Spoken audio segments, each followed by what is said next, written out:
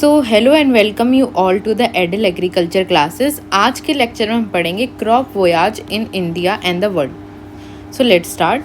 Syllabus में हम लोगों ने ऑलरेडी ये सारे जो टॉपिक्स हैं कवर कर लिए हैं। आज हम लोग पढ़ेंगे 9th वाला टॉपिक। तो अब बात कर लेते हैं व्हाट इज़ क्रॉप वोयाज।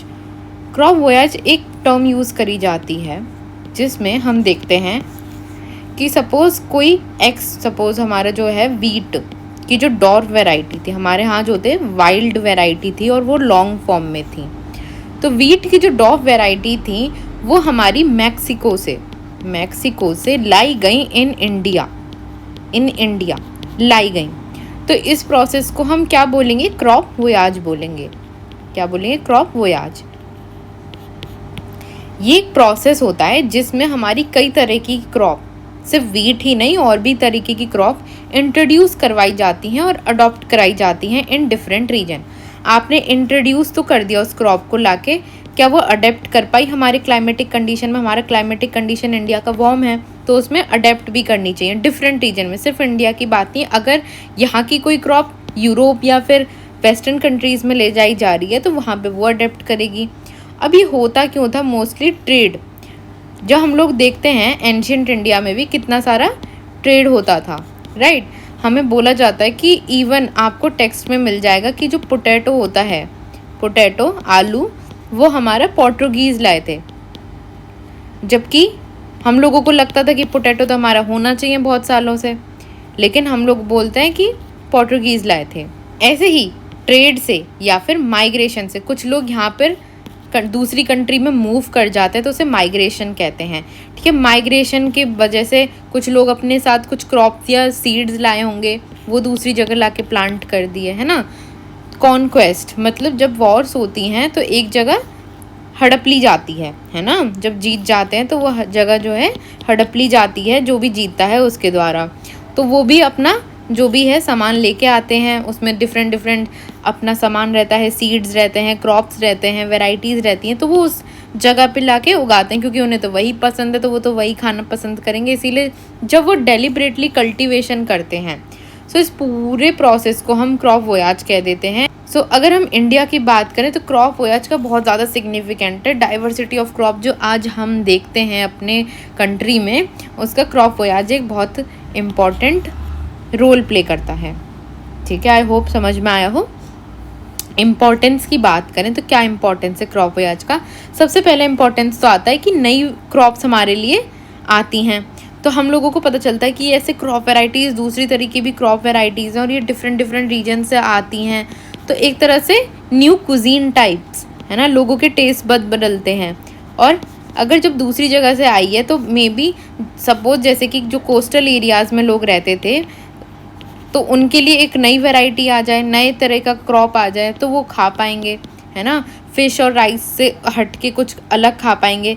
तो एक जस्ट एन एग्जांपल है। तो ऐसे ही जब भी हम लोग नई क्रॉप्स को इंट्रोड्यूस करते हैं डिफरेंट रीजन्स में, तो यहाँ पर हमारे लिए एक तरह से नई क्रॉप की तरह वो काम करती है। दूसरा आता है डाइवर्सिफाइड एग्रीकल्चर। डाइवर्सिफाइड एग्रीकल्चर का मतलब क्या है?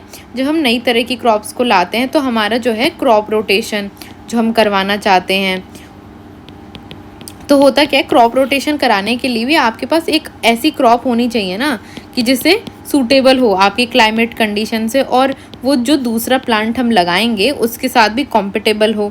तो ज़रूरी नहीं है कि हम लोगों ने जो क्रॉप रिकमेंड करी है वो उसके साथ सूटेबल हो, है ना। तो जब नई क्रॉप्स आती हैं तो वो ज़्यादा ऑप्शंस देती हैं। जब ज़्यादा ऑप्शंस आपके पास रहेंगे तो आप बेटर चूज़ कर पाएंगे, राइट। सो ऐसी crops were adapted to the local climates. तो यहाँ पे हमारा डाइवर्सिफिकेशन हुआ। थर्ड आता है adaptation to the local environment.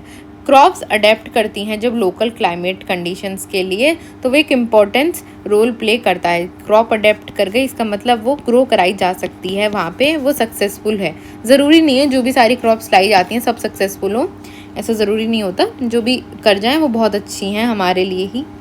Improved resilience strength करता है एग्रीकल्चर को। मतलब आप जो नई क्रॉप्स लगाते हैं तो एक तरह से एक नई इकोनॉमिक अपॉर्चुनिटी उसके लिए खुल जाती है, ठीक है। तो यहाँ पे हमारा अगेंस्ट पेस्ट या फिर डिसीजेस, कई जो हैं क्रॉप्स हेल्प करती हैं एग्जिस्टिंग क्रॉप्स को against the paste and diseases, right. तो अगेन पेस्ट एंड डिसीजेस के अगेंस्ट हेल्प करती हैं। लास्ट आता है economic opportunities. New economic opportunities मिलती हैं, एक्सपेंड होता है हमारा crop cultivation. So I hope importance भी आपको लोगों को समझ में आए हों। अब बात कर लेते हैं crop with their centre of origin. ये बड़ा इंपॉर्टेंट टॉपिक है, इससे काफ़ी क्वेश्चंस बनते हैं। तो ये पूरी एक टेबल दे रखी है जिसमें मैंने most of the crops include करें हैं जो कि सबसे ज़्यादा पूछे जाते हैं हमारे एग्रीकल्चर में, है ना। सेम अगली टेबल जो है वो भी वैसी ही है। यहाँ पर भी हम लोगों को सारे सेंटर ऑफ ओरिजिन्स दे रखे हैं मोस्ट ऑफ द क्रॉप्स के। मैंने ट्राई करा है सारे क्रॉप्स को इंक्लूड करा जाए, लेकिन याद रखना सब नहीं पूछे जाते। ये जितने दे रखे हैं ना ये सब नहीं पूछे जाते। आप सब पढ़ सकते हो क्योंकि एग्रीकल्चर में कब कौन सा पूछ ले वी नेवर नो, लेकिन मोस्टली टीचर जो हैं कॉमन क्वेश्चंस ही पूछते हैं। क्या पूछते हैं? कॉमन क्वेश्चंस ही पूछते हैं, कॉमन क्रॉप्स के बारे में ही पूछते हैं। ऐसा नहीं है कि याद नहीं करने, लेकिन जब एग्रोनॉमी जब आपकी क्रॉप आती जाए तब आप उसके साइंटिफिक नेम जब पढ़ेंगे तो आपको ज़्यादा अच्छे से याद होगा। अभी आप रटने बैठेंगे तो आज रट लिया, कल रट लिया, लेकिन भूल जाएंगे समय के साथ। तो ऐसी क्रॉप्स को याद रखें जो कि इम्पॉर्टेंट है। सबसे पहले उन्हें याद रखें, उसके बाद ऐड ऑन करें उन पे, है ना, तो वो ज़्यादा आसान रहता है। इस वाली स्लाइड में मैंने साइंटिफिक नेम्स इंक्लूड करे हैं with their centre of origin. यहाँ पे सेंटर ऑफ ओरिजिन क्या है? हमारा इंडिया। इंडिया का जो क्रॉप है, मतलब इंडिया जिसका सेंटर ऑफ ओरिजिन है, मैंने यहाँ पे वो सारी क्रॉप्स को इंक्लूड करा है, ठीक है। इनमें से मोस्टली हमारी जो पूछी जाती हैं बहुत इंपॉर्टेंट तो एग प्लांट है, टोबैको होता है, मलबेरी होता है ना, तो ये सबसे ज़्यादा इम्पॉर्टेंट है। उसके बाद हमें और भी नाम याद होने चाहिए, जैसे कि ओकरा, भिंडी जिसे बोलते हैं, एबलमॉस्कस एस्क्यूलेंटस, तो ऐसे हमें याद रखने हैं। अनियन का याद होना चाहिए, गार्लिक का याद होना चाहिए। मैं मार्क कर देती हूँ जो आपको मैंडेटरी हैं, आपको याद करने ही करने चाहिए। ओकरा, onion, garlic, chickpea, sweet pea भी कर सकते हैं। बॉटल गॉड अभी इतना इम्पॉर्टेंट नहीं है। केसरी लेथाइरस सटाइवस इम्पॉर्टेंट है। नॉट लेंटिल इम्पॉर्टेंट है, ये इम्पॉर्टेंट है। टोबैको इम्पॉर्टेंट है। कैस्टर आप फ्यूचर में हाँ इम्पॉर्टेंट आ जाएगा आपका। ब्लैक पेपर आप याद भी कर सकते हैं, it's not so important I think. Eggplant is very much important. Cotton is very important. Jackfruit you can remember. Turmeric you must remember. Pigeon pea is very important. And Indian pulp is Zizyphus mauritianum. पूछा जाता है horticulture में, खासकर horticulture में directly पूछ लिया जाता है मॉरिशियस। तो ये इंडिया के सेंटर ऑफ ओरिजिन में पाए जाते हैं, मतलब इंडिया ही इनका सेंटर ऑफ ओरिजिन है, ठीक है। तो ये इम्पॉर्टेंट है, इनको आपको याद करना चाहिए विद नेम्स, राइट। लेकिन आपसे India with the centre of origin कुछ ही क्रॉप्स पूछी जाती हैं, ये सारी भी नहीं पूछी जाती। तो एक बार देख लेते हैं कौन सी पूछी जाती हैं। So here I have shorten it for you. आपको बस इस वाले को याद रखना है। आप एग्ज़ाम्स में जा रहे हैं, आप फर्स्ट टाइमर हैं, ठीक है, फर्स्ट टाइमर है, ठीक है। इवन फॉर द जो स्कोर ज़्यादा अच्छा करना चाहते हैं, ठीक है, अपना रिटन एग्ज़ाम में, I am seeing in many exams common questions आते हैं, कॉमन ही क्रॉप्स पूछी जाती हैं। वो देखना चाहते हैं बस आपको आता है नहीं आता, और वो भी बहुत कॉमन सी क्रॉप्स, जैसे कि बाजरा पूछ लिया, इन क्रॉप्स को ध्यान में रखते हैं। तो अगर आपको ये मैप याद है, आपको ये ड्रॉ करके ऐसे ऐसे बना के, है ना, ऐसे थोड़ा सा रफ डायग्राम बना ले कि ये रशिया फिर इंडिया और ये सब इंक्लूड करा, फिर हम लोगों ने ऐसे बना दिया कि चाइना का इधर है और फिर चाइना में कौन कौन सी क्रॉप्स हैं। सो इसको याद रखना है, ये आपका माइंड मैप है। इससे मोस्टली आप ये जो बनाया गया है ना, ये नेम रासुंडो और अरुण कात्यान में जो हमें इम्पॉर्टेंट सेंटर ऑफ ओरिजिन दे रखे हैं उनमें से बनाया गया है, और मोस्ट ऑफ द टीचर वहीं से पूछते हैं। तो आप लोगों को ये याद रखना है, इसे आप इम्पोर्टेंस में डालिए। तो हम इधर से स्टार्ट करते हैं, राइट। तो यहाँ पर जो है हमारा सबसे पहला आता है, ये जो आइलैंड दिख रहा है ऑस्ट्रेलिया से ऊपर, ये है हमारा ओशिनिया न्यू गुनिया, है ना, थोड़ा ज़्यादा मैंने अंडरलाइन कर दिया, ओशिनिया न्यू गुनिया, जिसमें ट्रॉपिकल केन हमें देखने को मिलता है। याद रखना, ट्रॉपिकल केन देखने को मिलेगा। ये आपको सारे याद करने पड़ेंगे, इसमें आपको कोई ऑल्टरनेटिव नहीं है, बस मैं आपके लिए आसान कर देती हूँ, क्योंकि क्या होता है ना, हमें वर्ल्ड में जगहें पता होती हैं तो हमें थोड़ा सा क्लिक होता है, अरे वहाँ से वहाँ से वहाँ से, ठीक है। जब आप टेक्स्ट में पढ़ते हैं, टेक्स्ट में आप इतना सारा डेटा पढ़ेंगे, कब तक पढ़ते रहेंगे, थोड़ा सा ना माइंड मैप भी होना चाहिए। अब देखते हैं हमारा next Indo Burma region, Indo Myanmar, या फिर साउथ ईस्ट एशिया रीजन, जिसे हम सी भी कहेंगे, है ना, कहीं देखा होगा सी लिखा हुआ। तो ये बहुत इंपॉर्टेंट हमारा जूट और राइस के लिए इंपॉर्टेंट है। किसके लिए इंपॉर्टेंट है? जूट और राइस के लिए इंपॉर्टेंट है। तो कहाँ मिलता है ये हमें? सी में। सी क्या है हमारा? साउथ ईस्ट एशिया है ये। उसका दूसरा नाम क्या है? Indo Burma region. ये वाला रीजन दिख रहा है, इंडिया और यहाँ पे म्यांमार के बीच में जो रीजन पड़ रहा है हमारा, ये वाला होता है, ठीक है। उसके बाद आ जाते हैं चाइना पे। तो चाइना वाला ये वाला बाउंड्री, तो चाइना वाले में हम लोगों को क्या देखने को मिलता है? चाइना से भी बहुत क्वेश्चंस बनते हैं, तो याद रखना इधर से ही बनते हैं मोस्टली। तो जो भी मैं बता रही हूँ ना, इनके साइंटिफिक नेम भी आप जो टेबल मैंने पहले दे रखी है उनसे लिख के रखना।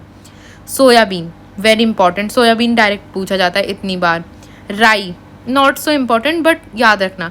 T very important, mustard is very important, ठीक है। तो चाइना इनका सेंटर ऑफ ओरिजिन होता है। उसके बाद आते हैं अपने इंडिया पर। इंडिया का क्या है? अरहर, ठीक है, अरहर याद रखनी है। सेंट्रल एशिया, मूंग, उड़द, है ना, मूंग, विग्ना मुंगो, है ना, ये सब याद रखने हैं हमारे सेंट्रल एशिया। कॉटन, कॉटन याद रखना है, कॉटन होता है हमारा, ठीक है, कॉटन। इंडियन केन, ये थोड़ा ना आगे लिख गया, इसे ठीक से लिख लेना अपने नोट्स में। इंडियन केन, इंडियन केन, जिसे क्या बोलेंगे? सैक्रम स्पॉन्टियनम, कांस, ठीक है। यहाँ पर हमारा सेंट्रल एशिया मतलब इंडिया में मिलेगा।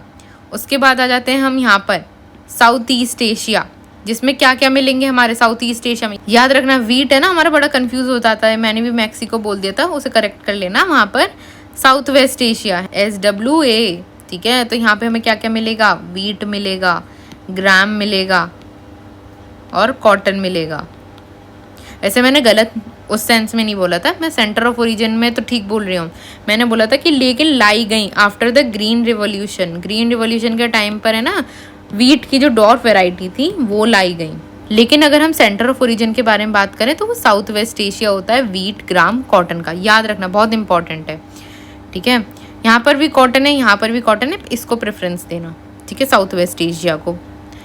मेडिटेरियन रीजन, मेडिटेरियन रीजन ये वाला रीजन होता है हमारा। तो यहाँ पर हमारे कौन कौन सा मिलेगा? फील्ड पी मिलेगी और शुगर बीट मिलेगा, ओके। अब आ जाते हैं अफ्रीका वाले पोर्शन पे। तो अफ्रीका में बहुत इंपॉर्टेंट हैं सारे। ज्वार, बाजरा, बाजरा डायरेक्ट पूछा जाता है। फील्ड पी, है ना, कॉर्कोरस ओलाइट्रस, टोका बोलते हैं, नॉट सो इम्पॉर्टेंट बट ये याद रखने हैं। बाजरा, ज्वार, फील्ड पी रट लो अभी, है ना। उसके बाद क्या है हमारा? इथोपिया। इथोपिया कहाँ पड़ेगा? ये वाला रीजन। इसमें ये सारा अफ्रीका का है, लेकिन अफ्रीका में भी डिस्ट्रीब्यूटेड है, ठीक है। तो यहाँ पे ज्वार मिलता है, बार्ले मिलता है, और क्या मिलेगा? Castor. Castor is very important. Ethiopia, Africa भी नहीं लिखते, इथोपिया लिखते, और हमें लगता है इथोपिया पता नहीं कहाँ पर है, अफ्रीका के अंदर ही है, ठीक है। यहाँ पे ज्वार, बार्ले, कैस्टर, यहाँ पे भी आता है हमारा ज्वार, बाजरा, फील्ड पी। अब सेंट्रल अफ्रीका देख लेते हैं, इसमें काउपी इंपॉर्टेंट है। South west Africa caesium important है। अब आ जाते हैं अमेरिका वाले साइड। तो यहाँ पे हमारा ब्राज़ील में क्या इंपॉर्टेंट है? Centre of origin groundnut, direct question, very very important. America, China, इन सब के तो याद रखना है, इंडिया का भी याद रखना, ठीक है। ये इंपॉर्टेंट है, ये इंपॉर्टेंट है, मोस्ट जो सबसे ज़्यादा पूछे जाते हैं। अफ्रीका में ज्वार, बाजरा, इन्हें ऐसे बिल्कुल रटना है, इसी सीक्वेंस में रट लेना ताकि मुंह पर रहें हमेशा जब भी पूछा जाए। तो ज्वार, बाजरा, फील्ड पी। राइस और वीट जो हमारी मेन क्रॉप्स हैं वो साउथ वेस्ट एशिया, और दूसरी कहाँ पे मिलती है? सी में। तो सी में क्या मिलेगा हमें? राइस मिलेगा। SWA में क्या मिलेगा? वीट मिलेगा, ठीक है। उसके बाद आ जाते हैं हमारे मैक्सिको, सेंट्रल अमेरिका में मेज, sunflower, potato, tobacco, very very important, all four इतनी बार पूछी जाती हैं डायरेक्टली, इन्हें तो याद ही रखना है। मेज, सनफ्लावर, पोटैटो, पेरू रीजन जो है हमारा, वहाँ टोबैको, इन सब जगहों पर हमें देखने को मिलती हैं। तो this is the most important slide जिससे जहाँ से क्वेश्चन आपके फ्रेम होंगे इन 1 मार्क। याद रखना 1 मार्क्स में ही होते हैं मोस्टली। क्रॉप वोयाज की भी डेफिनेशन कोई नहीं पूछेगा आपसे सिर्फ सेंटर ऑफ ओरिजिन, देखो वो बताना पड़ता है क्रॉप वोयाज होता क्या है, सेंटर ऑफ ओरिजिन होता क्या है, क्यों आई वो चीज़ें, लेकिन सबसे इम्पॉर्टेंट यही है पूरे में स्लाइड में। और वो जो सारी टेबल दी हैं आपके पास, टू बी ऑनेस्ट टाइम नहीं रहेगा, 1 क्रेडिट का कोर्स है, ठीक है।